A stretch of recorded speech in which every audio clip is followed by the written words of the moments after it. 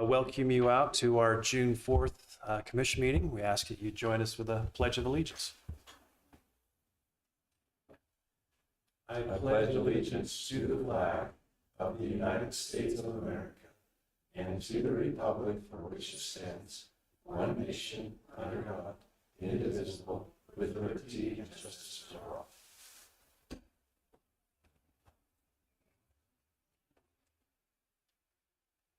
Okay, Commissioners, first item on our agenda is the approval of the minutes from our May 7th commission meeting. I don't have any corrections. Don't either. I make a motion that we approve the minutes. I'll second. All in favor? Aye. Aye, motion passes. Item number 2 is Employee of the Month, Kellie Payne. Should have fixed this earlier, sorry. All right, we actually have 4 people to recognize this month. So as I say their name, if they could just come up. Garrett Safely has been employed since April of 2024. Donna Archuleta has been employed since November of 2018. Eric Buckmiller has been employed since March of 2015. And Mike Renson has been employed since January of 2005. And all of these awesome employees were nominated by our Chief Deputy, Cletus Still, and Sergeant Rick Adams. So I'm going to let them come up and speak to them.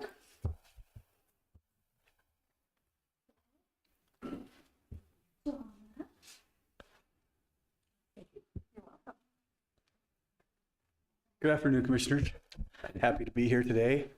So back in 2015, when Sheriff Wood took over, he had several ideas, and one was to have fully certified civil processors and school resource officers. And with the help of the school district, we were able to complete the school resource officer and have 2 great civil processors. The call volume in Carbon County has really increased over the last 10 years. So having Eric and Mike available for calls during the day while they're serving their papers and is just, you really couldn't put a price tag on that. A lot of times they're the first people responding to domestics, wrecks. They know where everybody is. Like if we have a question, we're trying to find somebody, they're your go-to. They can find anybody. Everybody has a job description, and every day they go above and beyond. They never hesitate. If you have any task that needs to be done, they're the first ones there. If it's 9 Mile in the morning to a wreck, they're heading down there.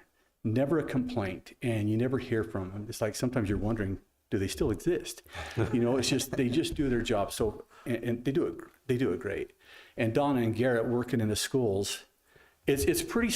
I mean, I think this is a huge compliment when a principal of a school threatens to assault you if you remove their school resource officers. That's the kind of relationships they have with the schools.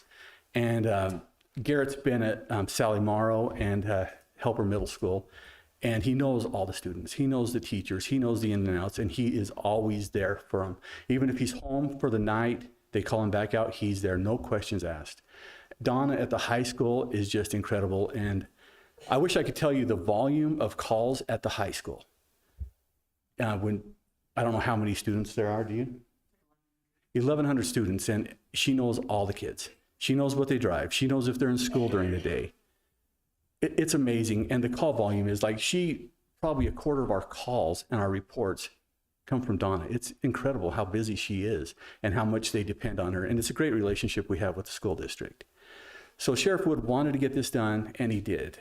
And it's so nice right now in the summer when there's not a lot of school. They're out patrolling, they're doing transports, they're filling shifts. So, you know, every job does have a job description, as you're aware, but every day they go above and beyond. And it's a privilege to work with them.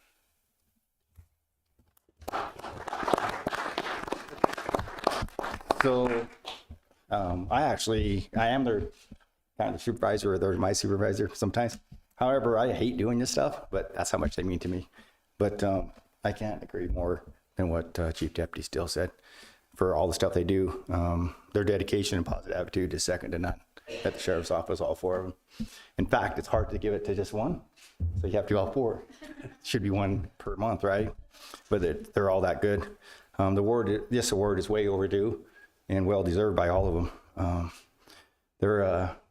When you, like Chief Deputy Steele says, you ask them to do something, it's never a question. They just do it. They're working, even when they're not working, they're working. I mean, you ask them, I just did the other day, ask them for just a name of somebody. And next thing I know, not only get the name, they went down the house, told me everything where they live, everything. It's just that quick. It's like, dude, I just needed to know if you knew where they're at. But that's why all four of them are that way. So in the schools, like he says, I see all the principals and stuff like that, and it's constant. Whatever you do not get rid of them too. And then the service and paper is, you ask either Mike or Eric anything, they'll tell you exactly where someone's at. If they don't, they'll know probably within a half hour, they'll tell you where they're at. So yeah, can't say too much more. It's hard to say much. Clay's pretty much summed it up. But thanks.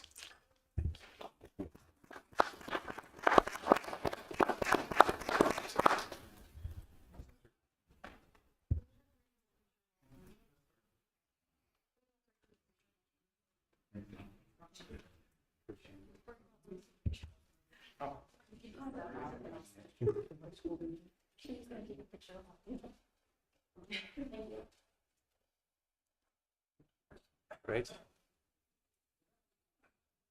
Wasn't sure if the sheriff was going to say something, but okay. We'll move on to item number 3, which is the Super Service Award. Tina Grange. Hello, Commissioners. We love doing this every month. It's so much fun to get the nominations and read them and decide who our winner is going to be. So this month, I'll read the nomination first. So it says, Rita is very friendly, very efficient, and represents our area very well. She always does an amazing job, and I think she would be a great candidate for this award. I couldn't agree better. I frequent the Cowboy Kitchen every now and again, and Rita has been our server, and she does a great job. So this award is presented to Rita Baker with Cowboy Kitchen.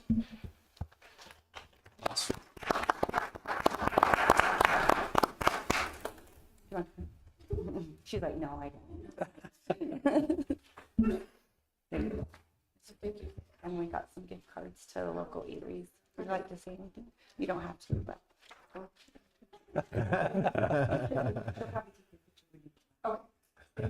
Thank you, Rita. Appreciate it. Thanks. Item number 4 is consideration and possible approval of ordinance number 586, imposing a transient room tax not to exceed 4.5% on short-term rentals of accommodations and services as authority by 59-12-3D, section 1A, what's that, double I?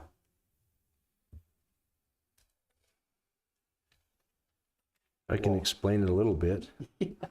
Or could have Tina talk to it as well, huh?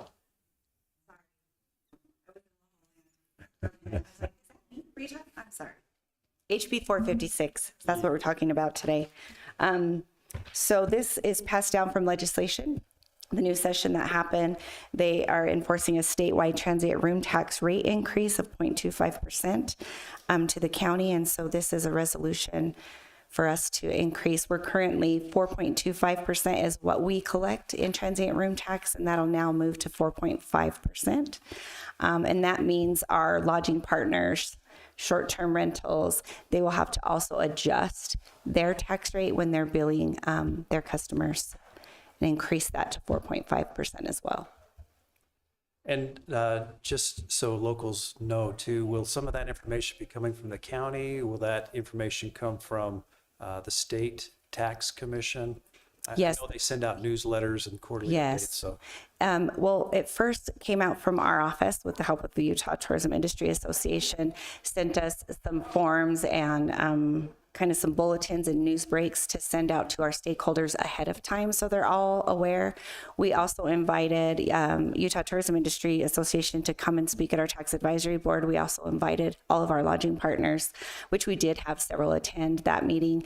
But then, yes, the state tax commission, who they pay their taxes to, I'm sure they're already getting ready to adjust their guest folios to make sure, because if they don't do that, effective July 1st is when it goes into effect, they'll have to pay back taxes. So I think that everybody's working really hard to make sure that they receive that information. So as you know, this is the money that comes in that supports our department.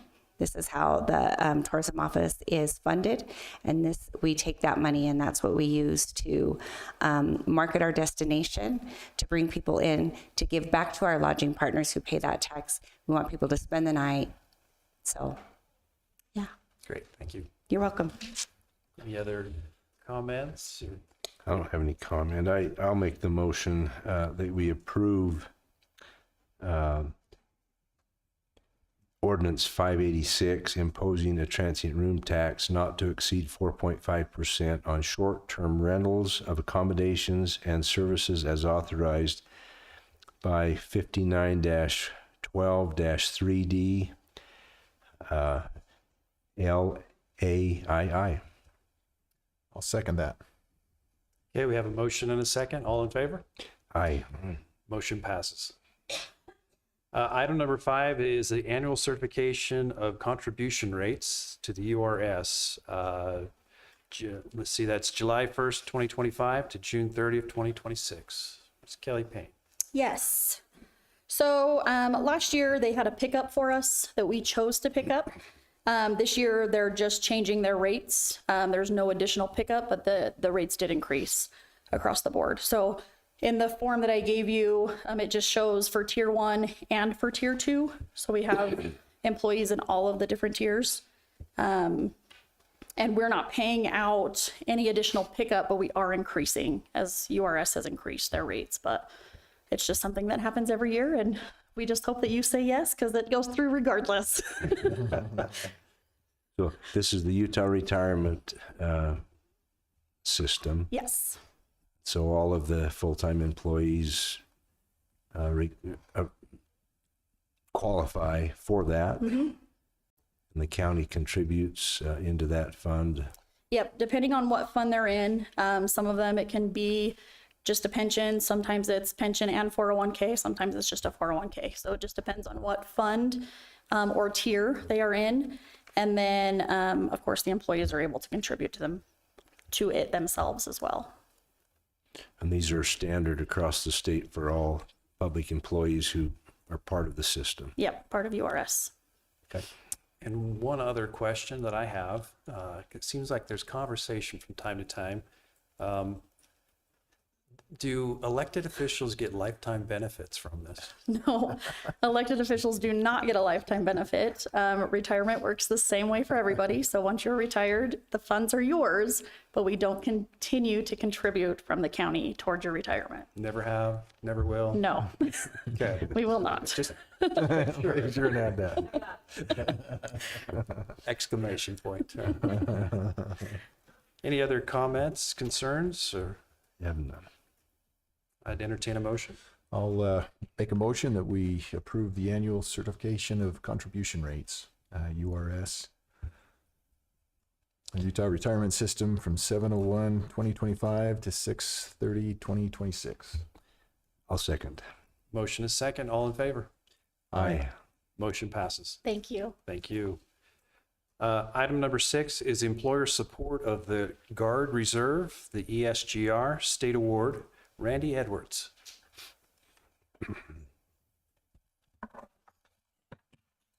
Commissioners, it's good to see you again.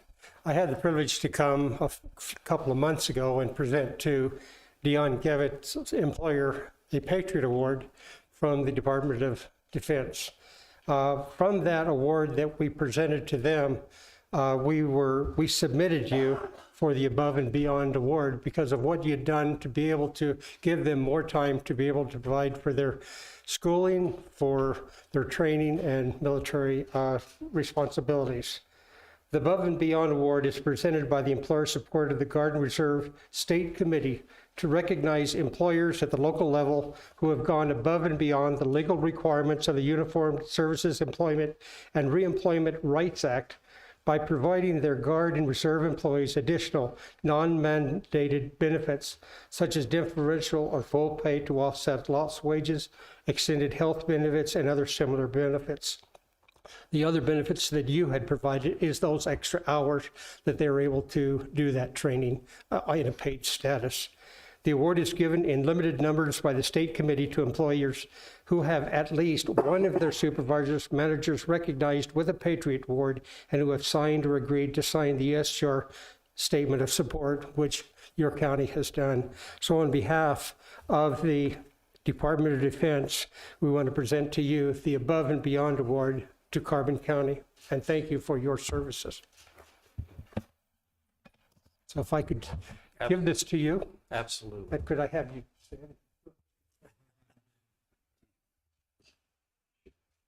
You want me to come down there or Well, just y'all stand. Okay. Perfect. Even better.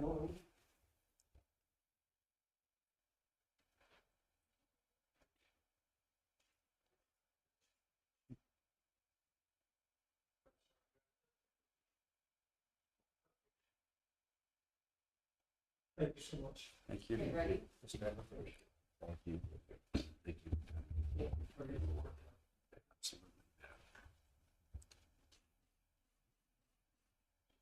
Thanks. It's just for you.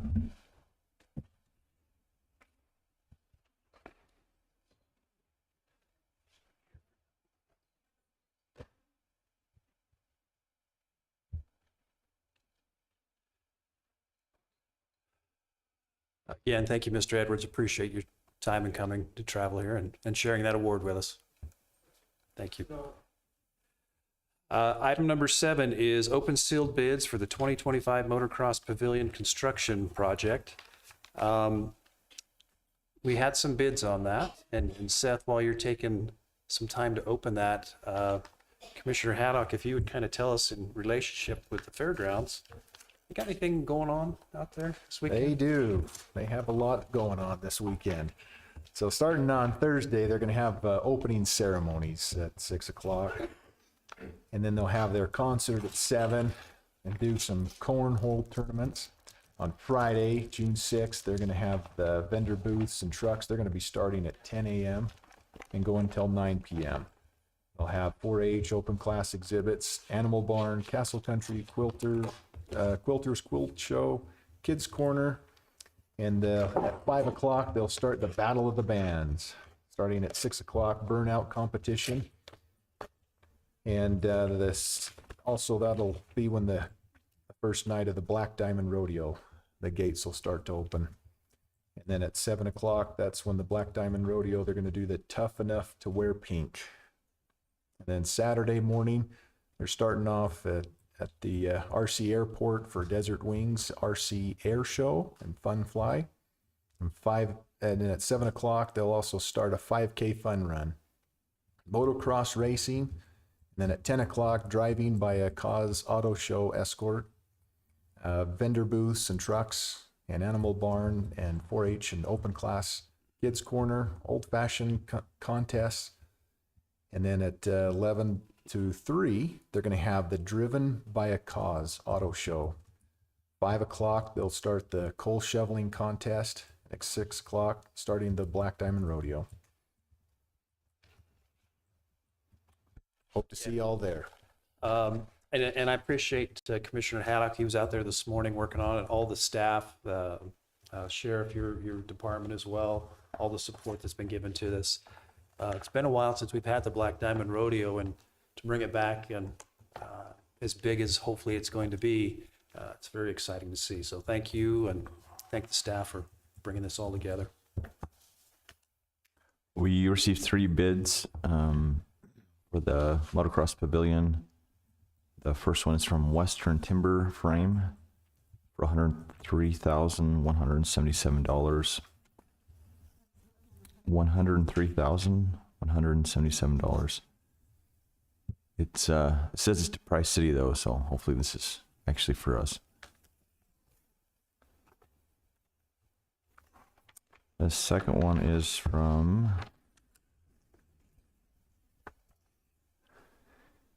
B. Hansen Construction And their estimate or bid is $89,400.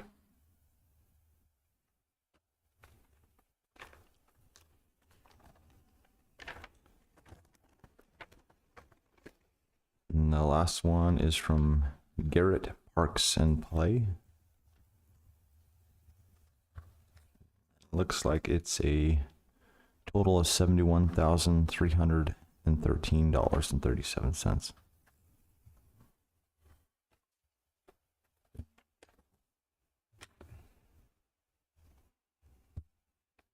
Okay. I would make the motion that we acknowledge the 3 bids, and the apparent low bidder is Garrett Parks, and I'd like to add to the motion that we allow Kourtney Cox and Commissioner Haddock to review those with their staff, and if that bid looks okay, to accept it. Okay. Have a motion I'll make a second. and a second. All in favor? Aye. Motion passes. Item number 8 is open seal bids for the building department vehicle. Todd Thorne. Todd is not here. Ryan, if you would want to say anything, you could, but how many bids did we get, Seth? It looks like 3. Okay.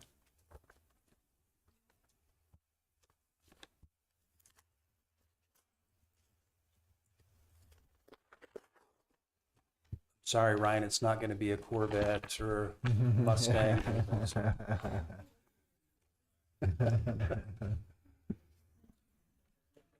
This one's from Blue Diamond.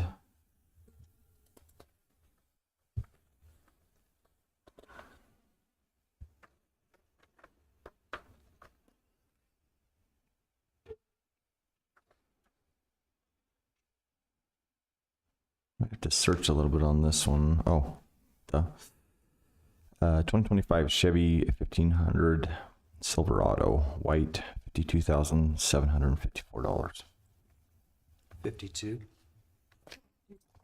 $52,754.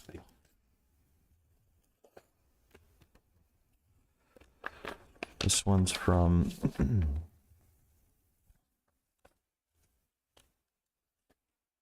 Auto Farm. It's for a 2026 Ram 1500 crew cab, tradesman 4x4. It's white, and $53,407. Just make sure there aren't any others in here. There's also a 2026 Ram 1500 crew cab, tradesman 4x4 for $50,325.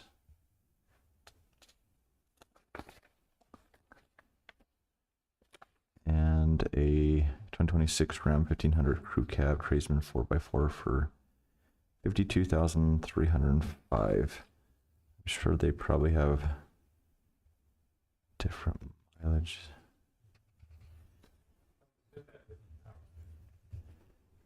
Yeah, and this bid, the cover letter of the bid has 2026, but the details of the vehicle say 2025. So let you look through those.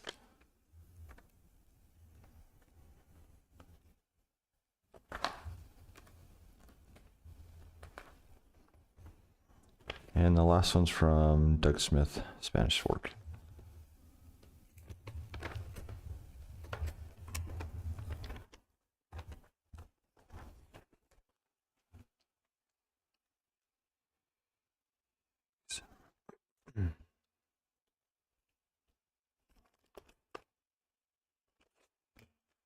Sorry, we got a letter within a letter here.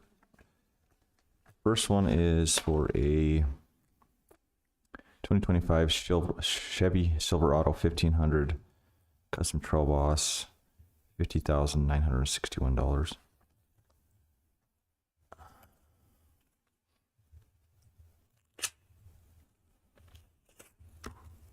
The second one is from them is a 2025 Chevy Silverado 1500. It's $44,788. Say that again. $44,788.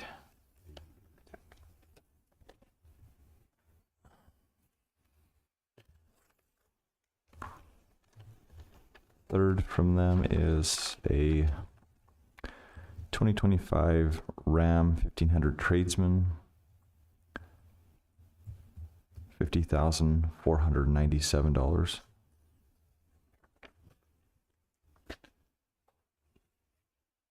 And the last one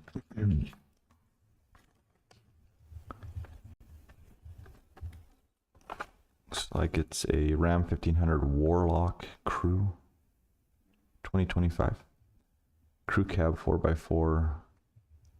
Total price $57,745. Okay. Commissioners, we've received 8 bids. I think that's pretty astounding for, usually we don't get that many, so that's pretty good. So entertain a motion. I can make a motion. We acknowledge these bids and a recommendation that we have Ryan and Todd make a recommendation back to us on the purchase. I'll second that motion. In a second, all in favor? Aye. Motion passes. Item number 9 is open sealed bids for road department vehicle. Daniel Luke. How many bids did we receive? There are 3 here, but we'll probably have some bids within the bid.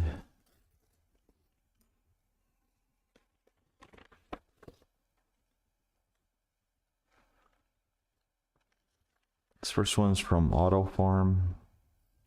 It's a 2024 Ram 2500 Tradesman Crew Cab Long Bed, white, $64,462.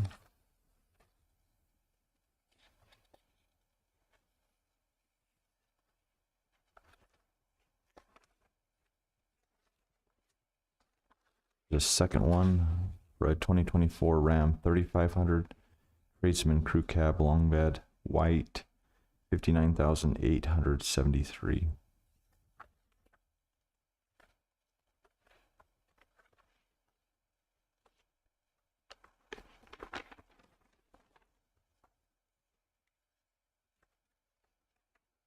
This is from Blue Diamond.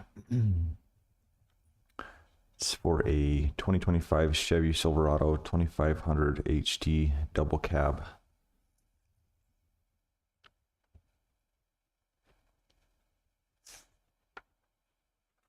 It is $63,810, but it says that there's a $499 for a dock fee. Doesn't act like that's included.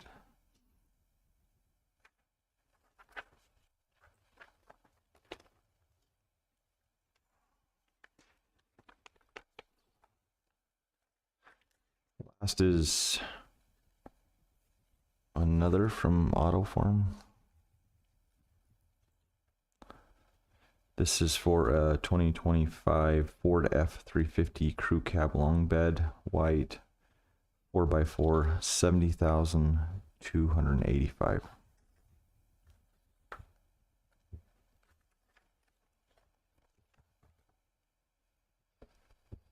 Got just those 3, correct? Those are 4, right? Well, 4, yes. Yeah. Maybe an explanation. This truck would be a heavier truck for the road department to pull trailers and things, so that's why they're more expensive than the half-ton that the building department needed. I'll make a motion that we acknowledge the 4 bids that were given for the road department vehicle and to authorize Daniel Luke to work with Commissioner Jensen on choosing which one would be best suited for their needs. Okay. And I'll second that. All in favor? Aye. Motion passes. Item number 10 is presentation of the real estate purchase agreement between Carbon County, the seller, and the Department of Wildlife Resources, the buyer, project number L065AQ0293. If you would, just for the record, state your name. Yeah, my name is Haley Blair. I'm with the Division of Wildlife Resources. I hope that you guys were able to see my presentation. I don't know if there's a way to display it, but I can get creative. So I'm here today to present to the commission a proposal for several small land acquisitions within the Gordon Creek WMA in Carbon County, one of which is owned by Carbon County. So that is the purchase agreement that you guys saw a couple weeks ago. Just a little bit of background on the Gordon Creek WMA, Wildlife Management Area is what that stands for. It's over 15,600 acres. It provides valuable winter habitat for big game, as well as cougar, pheasant, turkey, and chukar, as well as providing the public with an area for hunting opportunity. The WMA surrounds the historic Great Western Town Site with several of those in-holdings that are not owned by DWR, creating challenges when we're managing this property for wildlife. I have a visual of a historic plat of the town site. If you want, we could put you on the screen here. It's up to you guys if that would be works. helpful. Yeah. I'm that's happy to do that. easier. Yeah. You have that set? Oh, look at that. And Kelly has popcorn, so we should be good. Perfect.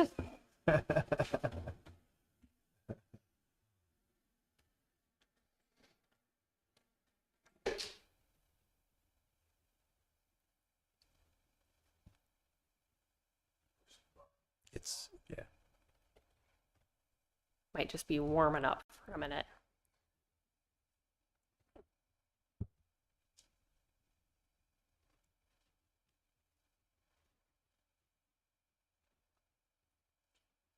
There it is.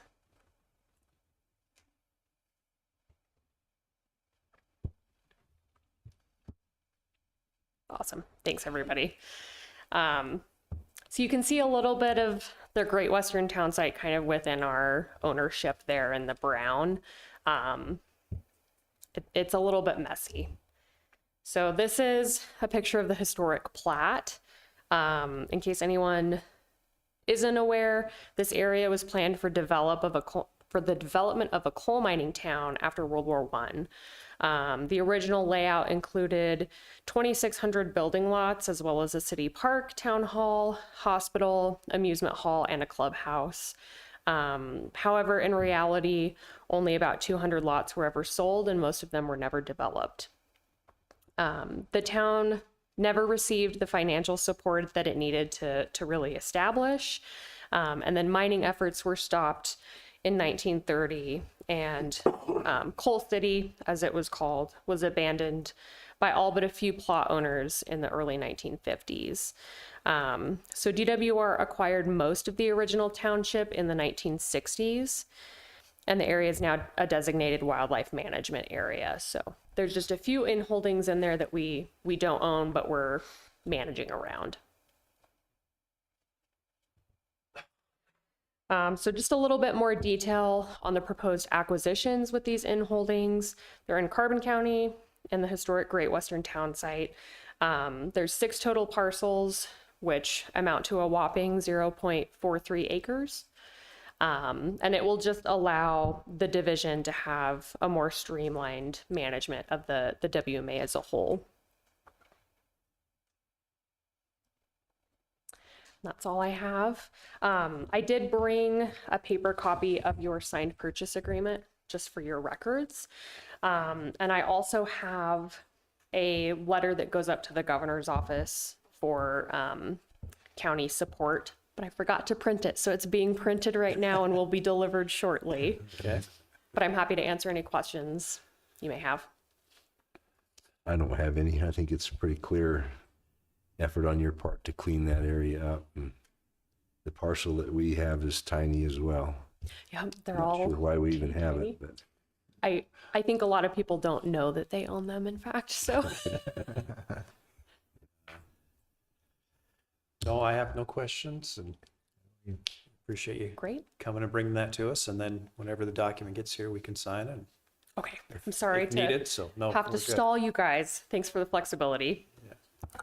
Yeah, we're good. So, thank you.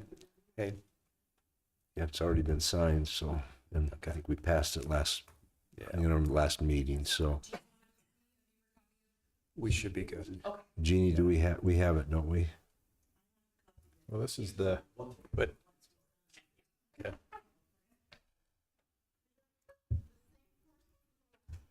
Yes. is not this the same? It's the same parcel, but Utah code requires the division to present to the county any private in-holding Okay, you application. signed it. So since the remaining Yeah, five but parcels are they're- private ownership, Did they count we're it? presenting Sign it? As well. Yeah. May 8th, They're 2025. kind of lumping it all into one talk. I guess the question we had was, there's actually two parcels in there that are, They signed too. shows the county owns, and you've only identified one. Ooh, So that's a great question. Yeah, May So add the other one in and send us a new paper, we'll get it signed. Perfect. I'm happy to do that. Yeah, that one must have slipped past me because they're so teeny tiny. They're both real close together. Okay. Yeah, I'll look into that, and we can even just amend the existing purchase agreement to add that in as well if That'll work. that works for you guys. simple enough. Perfect. Okay. Thank you. Thank you. Item number 11 is ratification of resolution number 2025-02, establishing a community committee to celebrate the 250th anniversary of the signing of the Declaration of Independence. Commissioners, this is money that's been allocated through the state. It's in the amount of $3,000. What this is there'll be an annual, or not an annual, there will be a year celebration of the upcoming 250th anniversary of the signing of the Declaration of Independence. There will be a kickoff little celebration, if you will, on Wednesday, July 2nd, out at the fairgrounds at the CERTA building. There'll be just a light little luncheon, some speakers, and there'll be unveiling a flag as well.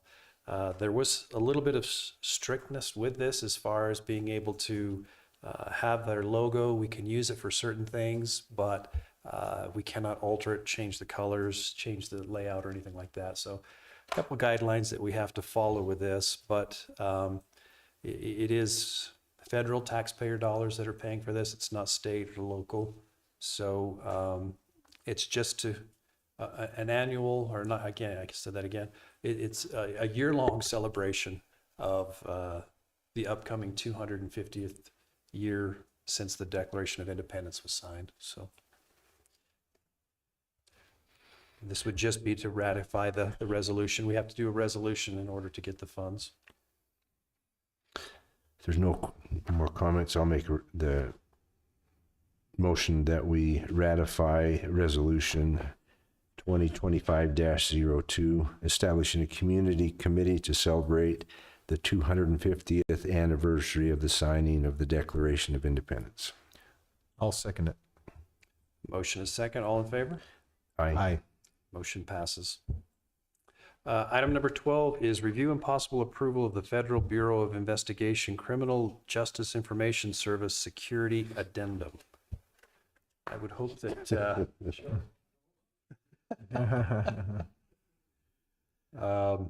I would hope you'd know something about this one. No? Is this Jeannie? Do you know who put this one on?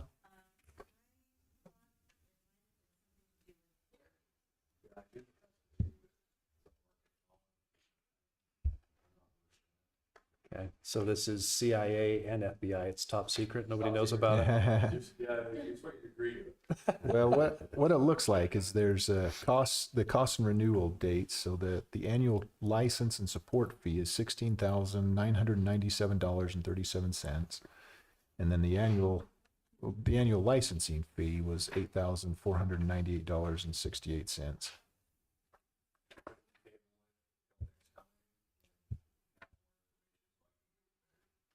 If we get a motion to do so, absolutely. I make a motion that we table this till next commissioner meeting. I'll second that. All in favor? Aye. Aye. Aye. Item 12 has been tabled. Jeannie, if we could Keep that on the list. Okay, thank you. Item 13 is a ratification of the State of Utah Department of Health and Human Services contract. Commissioner Jensen? Yeah, I can help with this one. This is, so the Southeastern Utah Health Department is the provider for the health services for the county, and we partner with them. And the state of Utah funds a big portion of that. So this contract is in regards to that, and it's just a partnership between us and the state of Utah, acknowledging that we're aware of their services and keep an eye on them. We have 3 individuals from the community who serve on that board. I do as an appointed member because of the county commission role, and then we have 2 residents from the county that are on the board as well. And this is an annual agreement, Yeah. renewed and reviewed. Yes. Okay, perfect. I'll make a motion that we ratify the Utah Department of Health and Human Service contract. And I'll second. All in favor? Aye.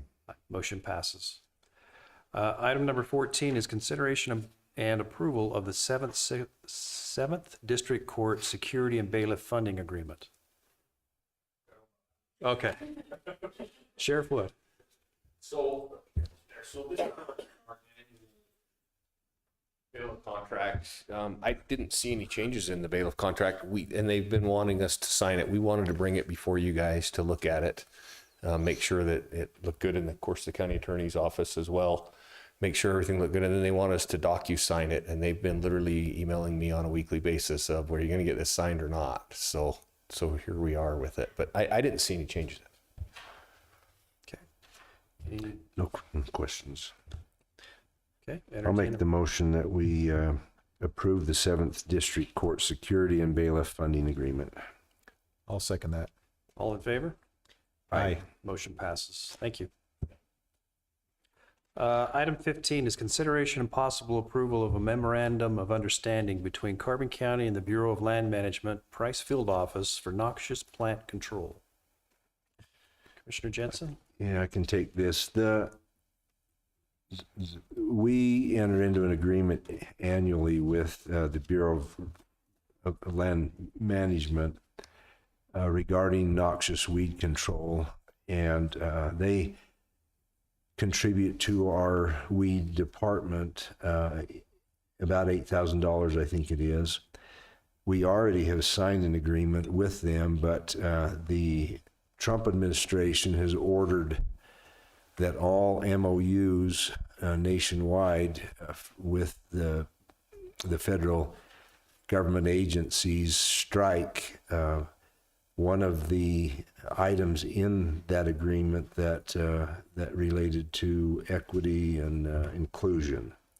So this is just an agreement now that has removed that part of that contract that we had signed earlier. All right. Any further questions, comments? I'll make the motion that we approve the memorandum of understanding between Carbon County and the Bureau of Land Management, Price Field Office for noxious plant control. I'll second it. All in favor? Aye. Aye. Aye. Motion passes. Item 16 is consideration and possible approval to apply for the Canines for Cops grant. Sheriff The noxious weed one kind of sounds ominous, doesn't it? Like there's some man-eating plant out there. All right, so give you guys a little history about our canine program. So the canine program was started at the sheriff's office in the early 2000s, I believe. And over the years, we've had several canine officers. When I became sheriff in 2014, the canine program we didn't have a dog at the time. And it happens like that. You go through ebbs and flows, and we had retired the canine. We resurrected that. We actually have had as many as 2 handlers at a time, but right now all of our canines are retired or they've passed away, with Joey the canine being the last one that passed away. So we've been looking for funding to try to find a way to fund a canine. When we first started the program, canines were actually not hard to find, and there were good dogs for not a lot of money, but they've become quite expensive. So we got creative. So we found this place called Canine for Cops. Canine for Cops is a non-government entity that you can apply for their grant year-round. They provide the canines and training for the handler and the canine. So our handler is trained. Our handler is Garrett Blank. He's top-notch canine handler. He's trained in everything, but the dog will need some training. They get these dogs from licensed canine breeders. And so they're good dogs, and they fund it fully for us. All we have to do is apply for it. If we are granted the grant, they'll provide us the canine. Our only obligation is to provide them with medical records of the dog every year and just follow up on the general health uses of the dog and photos of the dog being used. So it looks like a win-win for all of us. We're expecting that the canine, I don't know, it's probably, by the time you get it trained and purchase it, you're probably $12,000 or $15,000. So we think we can save that by going this route. Right. Sounds great. I'd like to make a motion that we approve to apply for the Canines for Cops grant. And I'll second. All in favor? Aye. Motion passes. Thank you. Item 17 is consideration and possible approval of the 2025 tax sale. Seth, it looks like we had about 8 parcels in there. We started with 8. We actually didn't tax sell that many. Yeah, 2 were redeemed and 1 was a no bid. Well, when it came to all but 7 had been redeemed by the time tax sale arrived, and then we had 2 that they actually paid online the night before, and we don't see those payments that quickly. But it was brought to our attention, so we pulled those 2. Every year we have a May tax sale. They're for parcels that are delinquent 5 years.